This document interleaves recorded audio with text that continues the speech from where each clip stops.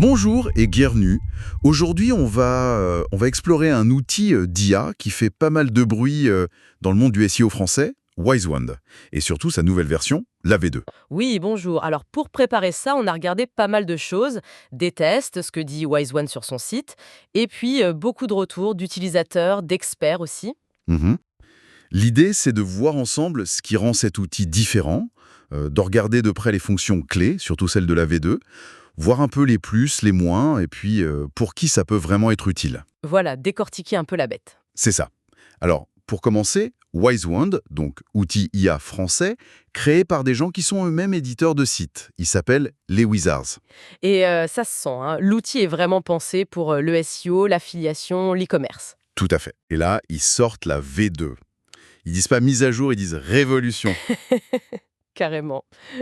Oui, le mot est fort. Et les promesses qui vont avec sont assez audacieuses, on peut dire.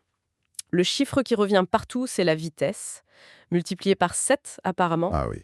On passerait de peut-être 20 minutes avant à environ 3 minutes pour générer un article complet maintenant. Ce qui est, c'est énorme en termes de productivité si ça tient la route. 3 minutes, fait rapide. Très rapide. Mais ils insistent aussi sur la qualité.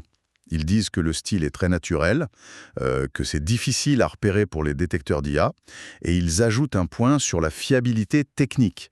Quasi aucune erreur de génération depuis des semaines, selon eux. Donc la promesse, c'est vraiment vite et bien. Qualité humaine, vitesse machine. Ok, bon, creusons un peu ça alors. Si on regarde sous le capot, les fonctions au cœur de l'outil, le SEO, évidemment, c'est central. Il y a une analyse des SERP, donc des résultats Google. Oui, pour comprendre ce qui marche déjà. Exactement. J'ai même lu une source qui parlait de 50 000 mots de contenu concurrent analysés.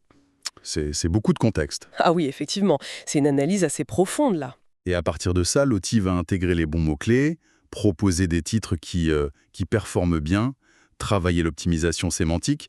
Il y a même une aide pour le maillage interne, pour lier les articles entre eux. Et ça, d'un point de vue stratégique, c'est vraiment pertinent aujourd'hui. On n'est plus à l'époque où il suffisait de mettre des mots-clés partout, hein. Non, c'est clair. Google cherche la pertinence, l'intention derrière la recherche, la complétude du sujet, et ces fonctions, l'analyse SERP poussée, l'optimisation sémantique, ça vise exactement ça. C'est une tentative d'intégrer directement les bonnes pratiques SEO dans l'outil lui-même. C'est plus que juste écrire du texte, quoi. Et pour que ce soit facile à utiliser, ils ont mis le paquet sur l'intégration avec WordPress et Shopify, j'ai l'impression. Oui, c'est un gros point fort qui revient souvent. Une intégration plug and play, qu'ils disent. Ça publierait l'article tout seul, ça mettrait les images générées dans la médiathèque, avec les balises alt optimisées et tout.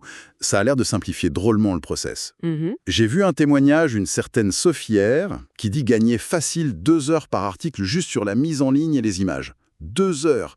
Ça me paraît énorme. Ben oui, ce gain de temps, il est potentiellement considérable. Surtout pour ceux qui produisent beaucoup de contenu, tu vois. Les réseaux de sites, les gros blogs, l'e-commerce avec des milliers de fiches. Ah oui, j'imagine. Chaque petite tâche manuelle qu'on enlève, la mise en forme, le plod, l'optimisation basique, ça fait des heures économisées à la fin. Des heures qu'on peut mettre ailleurs, sur la stratégie, l'analyse, l'automatisation. Là, c'est pas juste du confort, hein, ça peut vraiment changer l'économie de la production. Une autre fonction qui m'a intrigué, c'est le persona. L'idée, c'est qu'on peut entraîner l'IA à écrire comme nous, ou comme on veut.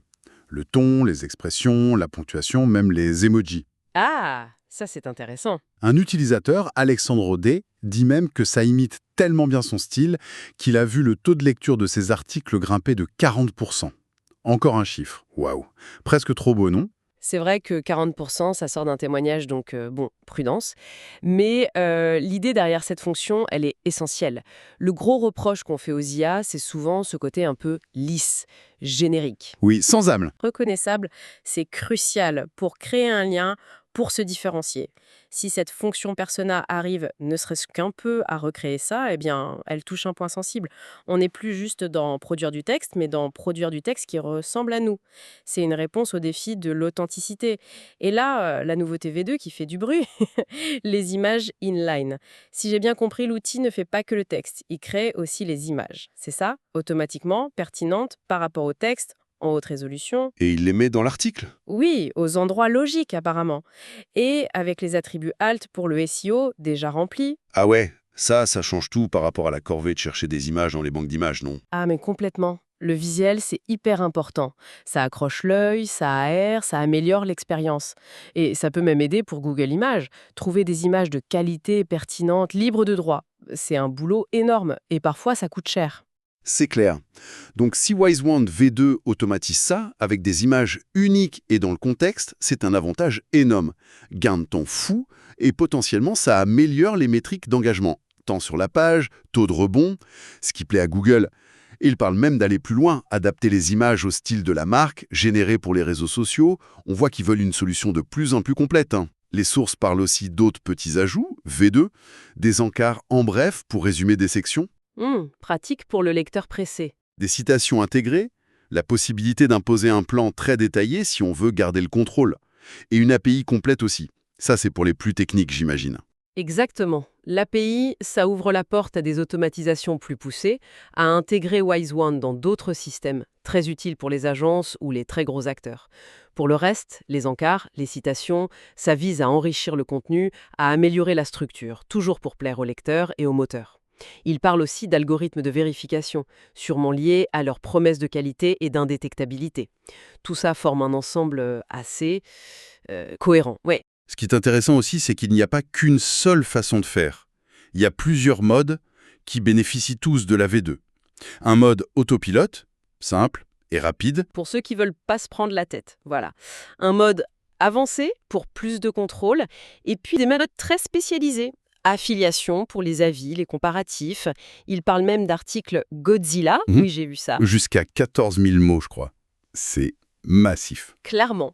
Un mode e-commerce en test pour les descriptions produits et d'autres prévus. Local, Discover, mise à jour d'articles. Cette approche par mode, elle est très parlante. Le mode affiliation, par exemple, ça montre bien qu'il vise les besoins spécifiques des éditeurs qui vivent de ça.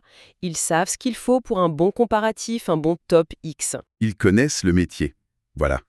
Le terme Godzilla, ça fait penser à ces contenus piliers très denses pour se positionner sur des requêtes difficiles. Ça renforce cette idée qu'on lit partout. C'est un outil pensé par et pour des éditeurs de sites. Ils connaissent les galères et essaient d'y répondre avec l'automatisation. Et les utilisateurs, justement, ils en disent quoi? Les retours sur la V2 sont enflammés, on peut dire. J'ai lu des trucs comme « c'est de la folie »,« vitesse hallucinante »,« magique »,« qualité bluffante, on dirait un humain »,« game changer absolu ». Oui, le ton est très enthousiaste. Les points qui reviennent tout le temps. La vitesse, la qualité du texte, l'intégration WordPress qui plaît beaucoup, et le fait que ce serait dur à détecter comme de l'IA. Et bien sûr, le gain de temps et d'argent. Cet enthousiasme, il est là, c'est sûr. Bon, il faut toujours un peu de recul avec les retours à chaud, mais la tendance est très positive. Pour objectiver un peu, les notes Trustpilot sont très bonnes, entre 4.3 et 4.9 sur 5. C'est solide. Pas mal. Et puis il y a aussi des validations par des noms connus du SEO français. Julien Francon, par exemple, est cité plusieurs fois, disant que ça génère du contenu pertinent, bien optimisé et qui se positionne bien sur Google. Ah oui, ça c'est un bon signal. Oui, venant d'un expert réputé sérieux, ça donne du poids à l'outil au-delà du marketing, ça suggère une réelle efficacité. Bon, parlons argent. Le nerf de la guerre. Comment ça marche niveau prix? Est-ce que ça vaut le coup? C'est un système de crédit, si j'ai bien compris? Oui, un crédit égale un article, en gros. L'avantage, c'est qu'il n'expire pas, on peut acheter des packs ou prendre des abos pour que ça coûte moins cher à l'unité. Et ça revient à combien par article au final? D'après ce qu'on lit, ça tourne entre 1 euro et 2,50 € l'article. Ça dépend du volume qu'on achète. Il y a aussi des codes promo qui traînent, genre Minute 10, Paul 10, pour avoir 10% de moins. 1 euro à 2,50 €. C'est souvent qualifié d'imbattable ou très agressif, surtout comparé à un rédacteur humain, même offshore. J'ai lu une utilisatrice, Julie M., qui disait que pour 1 euro ou 1,50 € l'article, vu la qualité, ça rendait presque la rédaction offshore obsolète. Ah oui, carrément. C'est fort comme affirmation, mais ça montre la rupture que ça peut être niveau coût. Et c'est aussi un argument face aux IA gratuites comme ChatGPT. Ici, tu as toute la couche d'analyse SERP, d'optimisation SEO, de structure. T'as pas besoin d'être un produit prompt pour avoir un truc utilisable direct pour le SEO. On paye pour la spécialisation, en fait. Mais bon, il y a sûrement des inconvénients. Quels sont les bémols qu'on trouve? Oui, il y en a toujours. Ce qui revient, c'est l'absence de vraie version d'essai gratuite pour tester sans payer, même s'ils ont donné des crédits V2 au lancement apparemment. Le temps de génération avant la V2 était aussi critiqué, mais ça semble réglé. Et puis, malgré les éloges sur la qualité, beaucoup disent qu'une relecture humaine, parfois même une réécriture partielle, ça reste nécessaire. Pour vérifier, peaufiner, ajouter une expertise que l'IA n'a pas. Oui, et ça c'est crucial. Faut pas oublier que ce n'est pas un outil magique, comme disent certains. La supervision humaine reste essentielle. La qualité finale dépendra toujours de ce qu'on donne à l'outil au départ. Les mots-clés, le persona, le plan et de l'œil critique qu'on porte sur le résultat. C'est logique. Il y a aussi le risque, si on l'utilise trop en mode automatique sans trop réfléchir, de produire du contenu qui reste un peu générique, malgré le persona. D'ailleurs, sur la détection IA, les avis sont pas unanimes, hein. Certains disent que ça passe crème, d'autres sont plus prudents. Et puis, j'ai noté qu'il n'y a pas d'outils intégrés pour aider à faire des cocons sémantiques, même si l'aide au maillage interne s'en rapproche un peu. Cette histoire de relecture humaine, c'est un peu le paradoxe, non? On gagne en temps fou à la génération, mais faut en réinvestir un peu au contrôle. Exactement. Et toute la question est où on met le curseur. Quel niveau d'automatisation on accepte pour quel contenu? Une fiche produit simple, peut-être qu'une relecture rapide suffit. Un article de fond complexe, l'humain devra intervenir plus. Le calcul du ROI doit prendre ça en compte. C'est vrai. Et ça soulève une question plus large, sur notre dépendance à ces outils. Jusqu'où on peut automatiser sans perdre en qualité, en authenticité, en vraie expertise? Bon, alors, si on essaye de résumer tout ça, qu'est-ce qu'on retient de Wise One V2? Ça se positionne clairement comme un poids lourd, peut-être même le leader sur le marché français de l'IA pour le SEO. C'est l'impression qui domine, oui. Il mise sur la vitesse, une qualité très proche de l'humain, difficilement détectable selon eux, avec des trucs assez uniques comme les images intégrées, l'intégration CMS poussée, le persona, le tout à un coût par article qui défie la rédaction humaine. Oui, si on regarde à qui ça s'adresse et quel problème ça résout. C'est pour les produits web qui ont besoin de volume de contenu optimisé, éditeurs, affiliations, e-commerce, agences, ça attaque leur point de douleur. Le temps, le coût, la complexité du SEO, la cohérence à grande échelle. L'outil essaye d'embarquer une partie de l'expertise SEO et rédactionnelle, en fait. Et pour finir, une petite question qui reste en suspens. Avec des outils comme ça qui deviennent si bons pour imiter nos styles, pour analyser les SERP, pour optimiser à la volée, c'est quoi la prochaine étape? Où va se situer notre valeur ajoutée, à nous les humains, dans la création de contenu demain? Si IA fait tout ça, qu'est-ce qui restera notre truc irremplaçable pour vraiment connecter avec les gens? Vaste question. Vaste question en effet. Merci d'avoir suivi cette analyse avec nous. Merci.